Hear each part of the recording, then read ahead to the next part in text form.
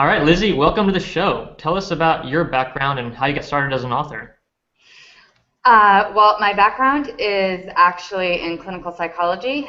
So I have a PhD in clinical psychology, but I've been a writer since I was a little kid. My writing has always been my sort of sanity and peace of mind and healing.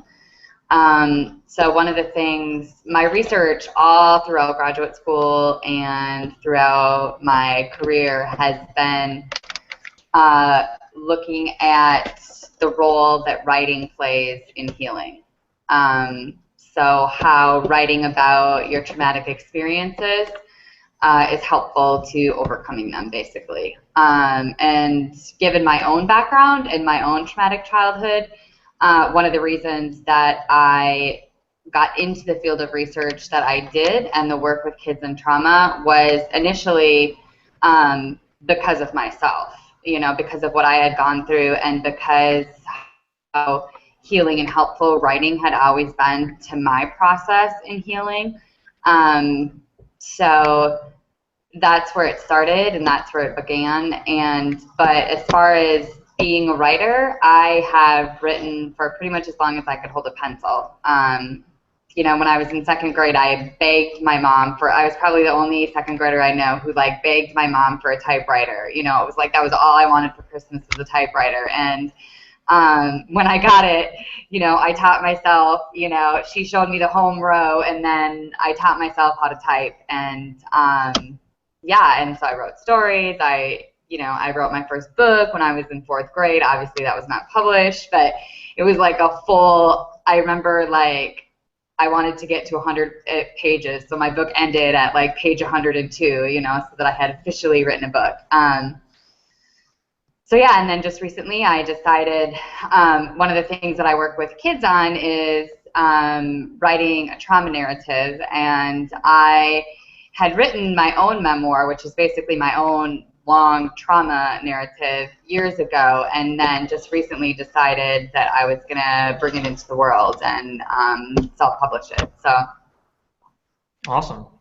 Cool. Well, I know the work you focus on is, writing for healing, and that's really fascinating stuff. And I'm guessing a lot of that came through from your personal experience, your personal story. So do you want to share real quick kind of your story of what you went through, all the trauma you went through, and then how you used writing to kind of work through that?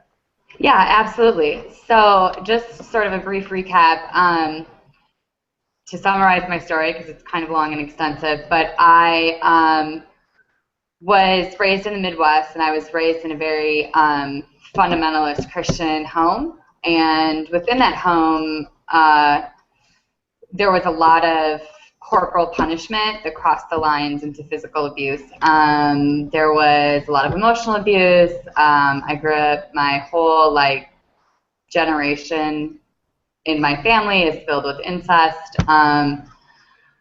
So I grew up in this very, I would say, home that looked very good on the outside. My parents were very well known in the church, very active in the church. My mom taught Sunday school. My dad was an elder. We looked very, very good on the outside, but on the inside, within our house, it was a lot of pain, a lot of hurt, a lot of anger. My dad was very, very controlling.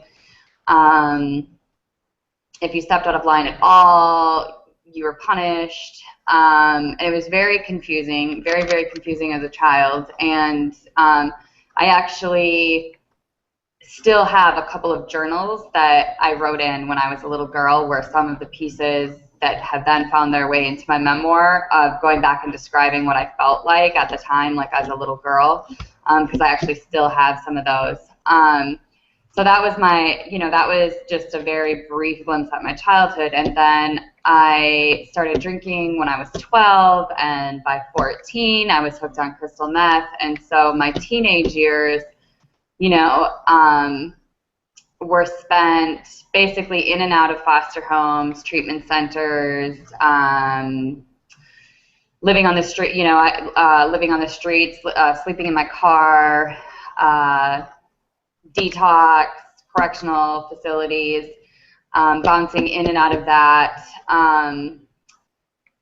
And throughout that time period, I also, I also wrote, like I always journaled. I always, like I said in the beginning when we were talking, writing has always been my form of sanity. It's always, I feel like, the thing that's kept me from losing my mind, basically. And, I have even notebooks that I had when I was, strung out and living in my car that I was writing out of, or that I was writing in, and again, pieces of that have worked their way into my memoir because I was able to go back and look at those and know exactly what I was feeling, exactly what I was thinking, and really just how insane I was. Fast forward to about 18. When I was 18, the courts, because I'd been in the court system, the juvenile justice system, as well as the Child Protective Services custody for years, and they were beginning the process to roll me over as the system.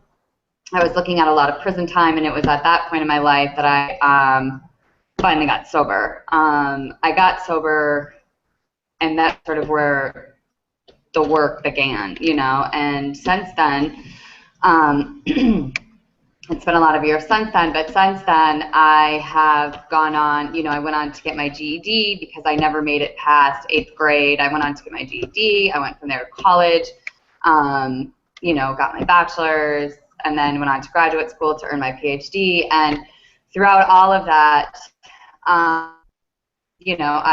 sort of, I've always written, I've always journaled my experiences. I've done a lot of like trauma narrative work myself, because for me, my talking voice is very different from my writing voice. I'm not sure if that makes sense to you or not, but the way that I process things through writing is very different than the way that I process things with my words. It's very hard for me at times to articulate verbally what I'm experiencing, what I'm feeling, what I'm going through, but for some reason, when I put it on paper, that's where it makes the most sense to me. That's where I get the most clarity, and it's also where I get the most relief. Yeah, it does make a lot of sense. Like I think a lot of like writing can be really personal, and you don't have to share it with anyone. But if you have to speak to someone, especially these things like family abuse and drug addiction. I mean, like there's a lot of shame and all these negative emotions around that. And I mean, I know for me, like it's hard to share that with anyone. But if I'm just writing, I can be open and just let it out and let it, let the emotions flow. Absolutely, absolutely. Yeah, and it was, for many, many, many, many years, writing was kind of my secret. It was the secret thing that I did, that I didn't tell anybody about, because that was where all my pain went. That was where all of my hurt went, was in the pages, because I wanted to kind of keep it separate from the rest of my life, like I didn't want it to bleed into all of the other things that I was doing in my life. Yeah, gotcha. So how have you, I mean, you have your whole degree and everything in this field. So, I mean, what have you learned along the way about how healing writing can be?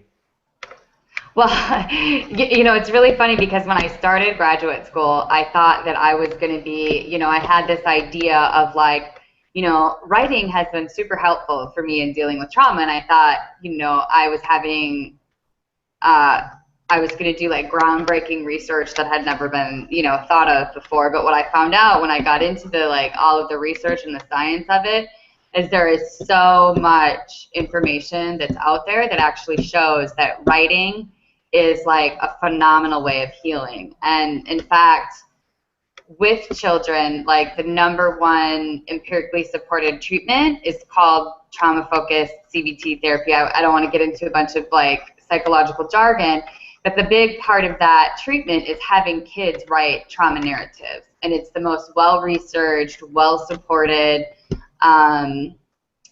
treatment for working with kids that have been abused, is that part of the trauma narrative, the telling of their trauma narrative. And you do it, if they're not old enough to write, you do it through them drawing pictures and things like that. But there's been, all of the research that's out there actually supports that writing is a very, very effective tool to helping people recover from trauma. Awesome. Cool. Can you walk us through that process real quick? I mean, maybe not the full exercise, but kind of give us an overview of how someone would actually do that process for kids. Or, I mean, we're all really kids at heart, right? So how could people listening right now use this as a tool to kind of release, maybe past traumas or hurts or whatever's going on? Well, one of the things about trauma is that trauma is not a singular event, right? Like we talk about it like it's a singular event. Like I was sexually abused by my stepdad. We say it like it's just a singular event, but there's so many other things within that are just as traumatic.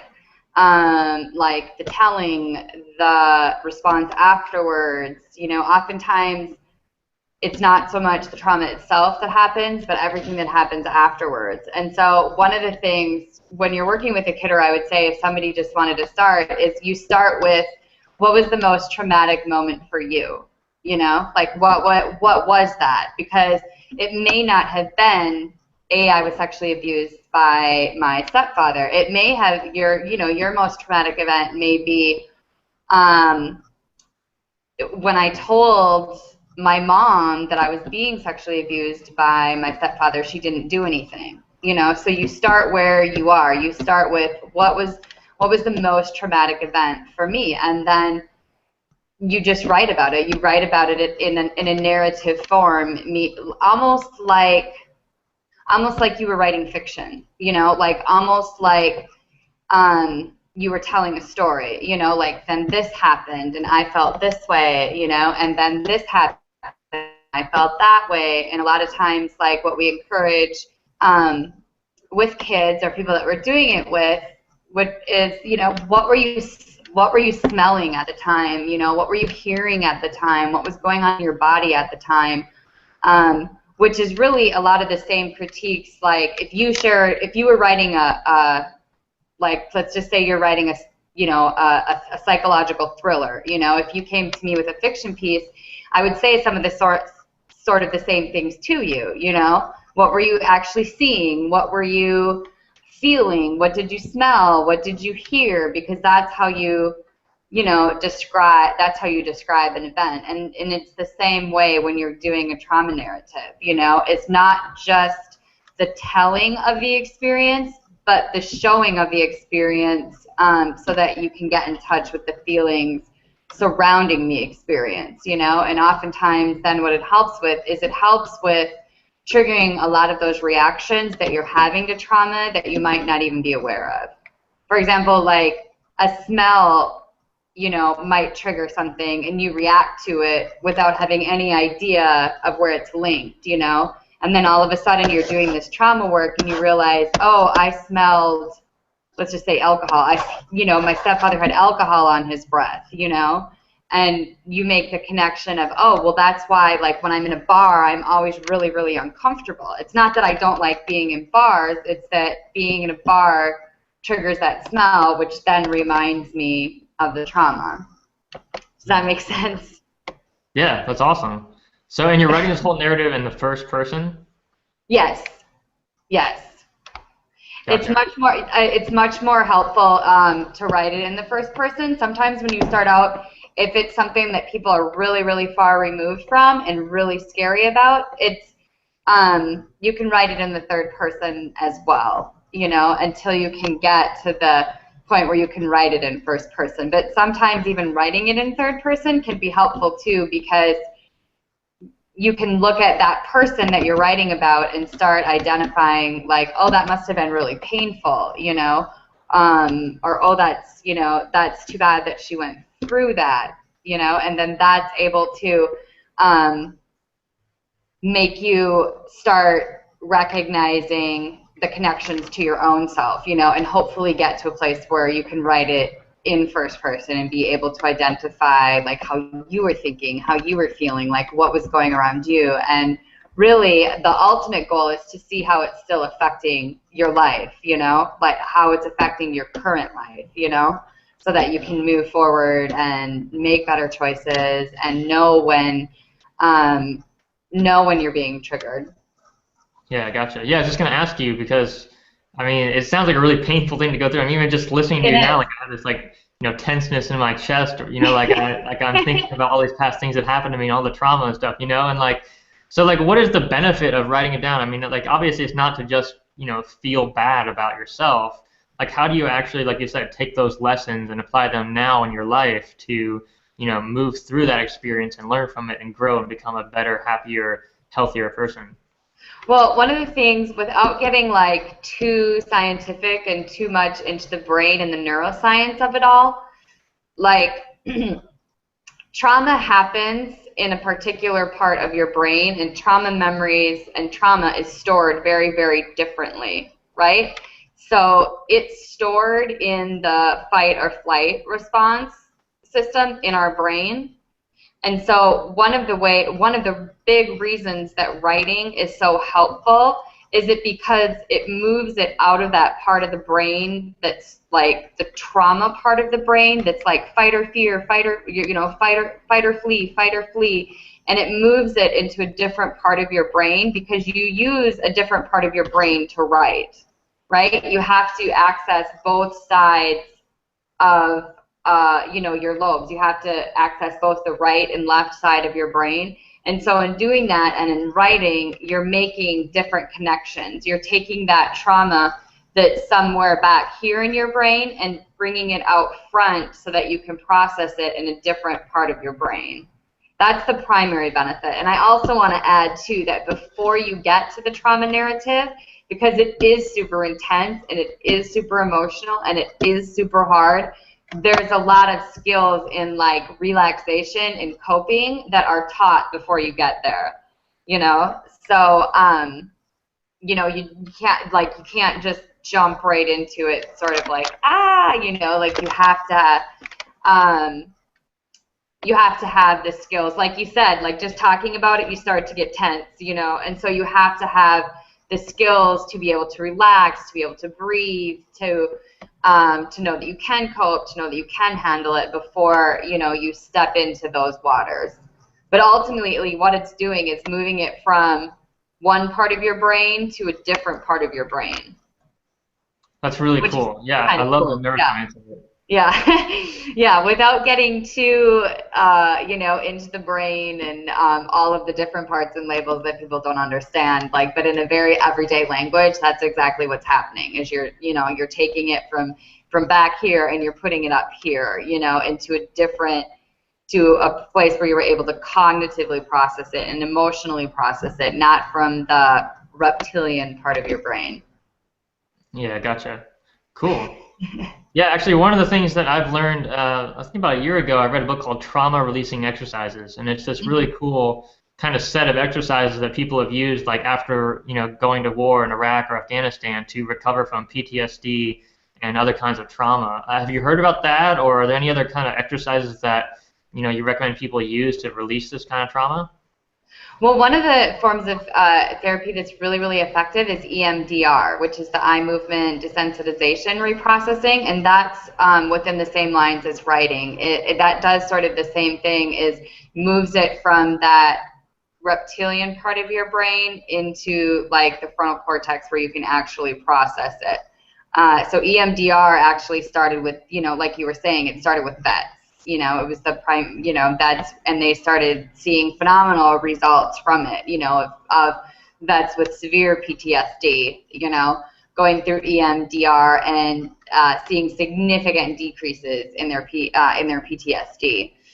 So that is a really, really effective tool. I've actually myself done EMDR myself, not on myself, obviously, but had another, done it in therapy myself, and it's really, really effective, really, really effective. And yeah, I Awesome. mean, yeah. Cool. Yeah, so we'll post a link to more about EMDR underneath the show in the show notes. Oh yeah, Yeah, that's a great idea. I kind of wonder if, a lot of authors are kind of doing this like without even knowing about it, because I know like so many, especially like novelists and fiction writers will write stories and it's basically like about their own life, and with kind of some fantasy and some fictional elements. But I know a lot of people have kind of used writing in that way, even just unconsciously, to process things in their life that have gone on, maybe hurtful events or, people that they had arguments and fights and with and stuff like that. Do Yeah, you I see think that I going on? think writers I think writers work out their stuff all the time, whether they call it fiction or nonfiction, and I don't think they're necessarily aware of doing that. But like you think of characters, like a lot of your characters that you might have in fiction are based on people in your own life, or working out conflicts, that you've had in your own life, and maybe you're working them out for a different outcome or a different resolution, But yeah, and I don't think when people sit down and write, they necessarily think that they're doing that, but I think that you're exactly right. I think that a lot of writers use writing as a way to process things in their own life, even if they're not writing, a trauma narrative per se or nonfiction. Absolutely. Yeah, like you said, it's like using a different part of your brain and really processing ideas and thoughts in a much different way. And I know for me, I write a lot of nonfiction, and it's like it's one thing to read a book on like time management and practice it versus you to write a book on time management and like force yourself to like, okay, I have to become a master of this now. It's just a totally different experience, and you're using, like you said, you're using so much more of your brain. Like now, like before I wrote the book on time management, it was like, okay, I kind of know time management. Now that I've written the book, it's like, okay, every part of my brain understands, okay, this is time management, this is how you manage it, and like it becomes a part of your life almost. Right, absolutely, absolutely. Cool. So tell us about kind of your books and what you're working on now and how you've kind of gone on through your journey to becoming an author now. So I just recently self-published my memoir, which is called Wounds of the Father, A True Story of Child Abuse, Betrayal, and Redemption. And that came out almost 3 weeks ago, and it's already the #1 bestseller on Amazon in teen drug abuse and addiction. And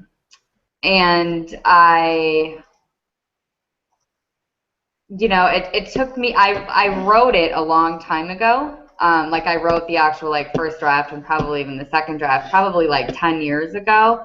And it's taken me this long to work up the courage to put it into the world. And because it's a little bit different when you're writing your own life story. Because they're not just critiquing your writing, it almost feels like they're critiquing you. And in addition, you're putting, my book is very, well, it's not an after school special kind of a book. It's very real, it's very raw, it's very authentic. It's, like I said, I used a lot of my old journals in describing how I was feeling and what I went through at the time. So it's really tough material. And so there was a significant amount of fear of putting it out there for the world and then having them say, oh, that really sucked, because even though they might be like talking about the book, it's still like, but that's my experience, And like I said, my writing voice is very different than my speaking voice. My writing voice is pretty vulnerable. But in the outside world, I don't tend to carry myself really vulnerable. In the outside world, I carry myself very strong, very protected, very put together. And so this voice then out there in the memoir is very vulnerable and very soft. So that was really scary. But the reason that I did it, finally made the leap and did it, was that I just, one, there's not really another book out there like mine, even though there's other memoirs that have been written.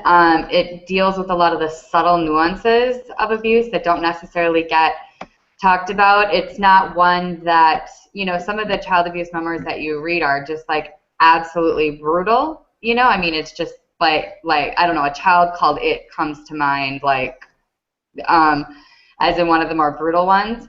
And that's an absolutely horrific story, but I think that his experience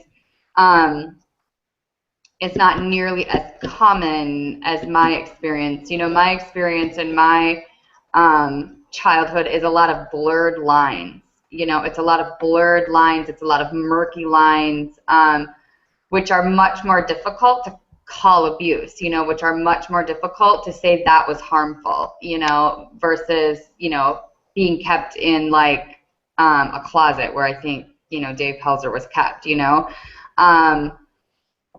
So that's a little bit about what makes it different. And I think a lot more women can, you know, can relate to it.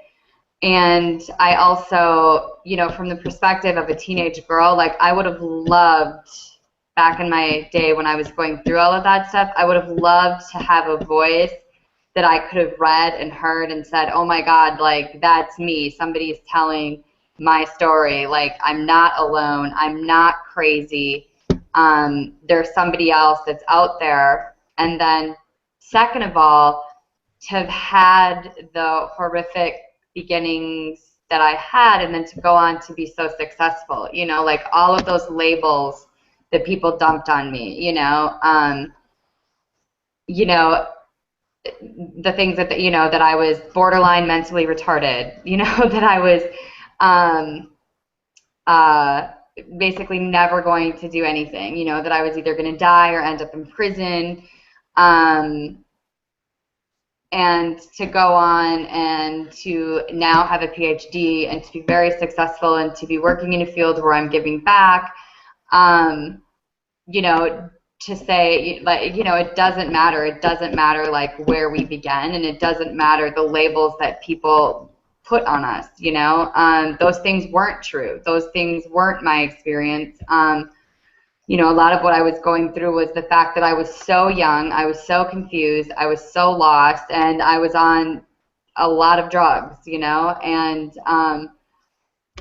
shockingly, my brain still works very well, you know, and I function in society very well now, you know, but it took a lot of work and a lot of hard work, but and a lot of it I had to do on my own. And I just, you know, like I want other teenage girls to know that it's possible, you know, like it's absolutely possible. You know, you don't have to live with those labels, and you also don't have to think that just because you had such an awful beginning, it doesn't mean you can't have a really powerful ending. Yeah, that's such a great point, such a great message. It doesn't matter where you came from or what happened to you. All that matters is where you're going. And Yeah. and you can turn your life around any moment. I mean, any moment you can totally choose to change directions and go a totally different route. And that's so inspiring. And I love that. I love that. And thank you so much for sharing your story. Yeah, you're welcome. Yeah. So, wow. I mean, you shared just so much awesome stuff in this interview today. I really appreciate it. And first of all, Thank I you. want to say I'm sorry for everything that happened to you. I feel bad. I mean, hearing your story, it just sounds like it makes me hurt as a person, you know, to hear the awful things that you went through. And so I want to say I'm sorry for that. And Thank I really you. appreciate you sharing your message with the world. And I think one of the things you talked about was being vulnerable. Like, you know, Mhm. you were afraid to be vulnerable to get your story out there. And I think, you know, with your book, it's like even more so because of how personal it is and all the bad things that happen that you have to share with the world. But I think every author goes to that to some extent, that vulnerability of, you know, Yeah. what if people don't like my book, and what are people going to think, and what if I get bad reviews, and what if people hate it? How Mhm. did you overcome that vulnerability and have the courage to get the book out there? Uh, well, I think one, it's because I have pretty thick skin. And two, I've had people say really bad things about, like, I've had negative feedback in the past. So that makes it a little bit easier. And then the other thing that was really helpful to me is like in real life, like just in meeting people, there's always going to be people that don't like you.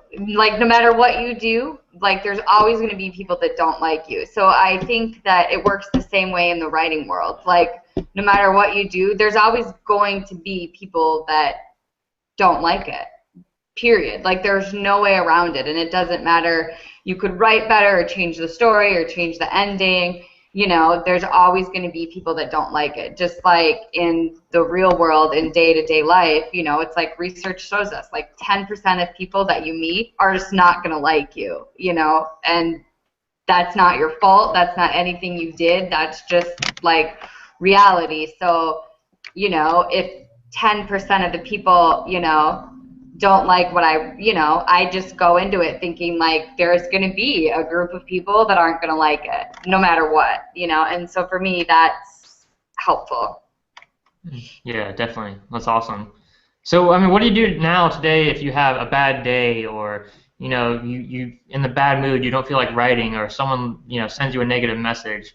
What do you do when you're having a bad day to get over that and get past that? Oh, well, I have a son. I have a 6-year-old son. And he is probably my biggest distraction. So if something, and because he's just like this little bright light that never stops moving.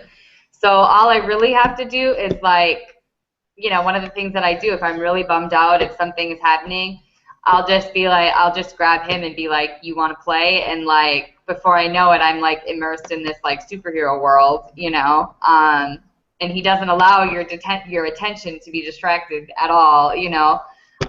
So that's a really good thing for me. I also, one of the things that I read as much as I write. So for me, reading is like a huge escape for me and something that makes me feel really, really good.